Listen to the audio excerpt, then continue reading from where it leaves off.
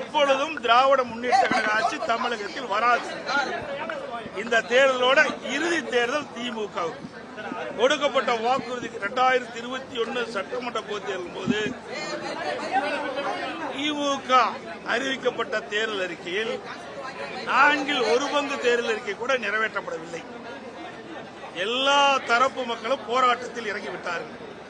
அரசூழில் ஒரு பக்கம் போராட்டம், செவிலியில் ஒரு போராட்டம், பகுதி ஆசிரியர் ஒரு பக்கம் போராட்டம், இடைநிலை ஆசிரியர் ஒரு பக்கம் போராட்டம், டாக்டர் ஒரு பக்கம் போராட்டம், சத்துணவு அமைப்பாளர் ஒரு பக்கம் போராட்டம்.